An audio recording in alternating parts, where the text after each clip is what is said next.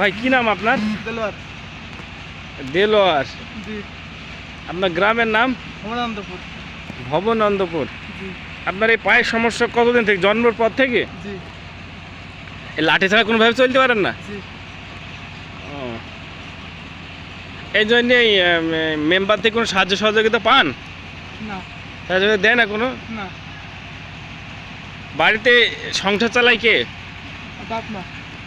বাবা মা। জি। এখন কোন বাসা কোন দিকে? এদিকে আছে। তাহলে হাটের দিকে একটু।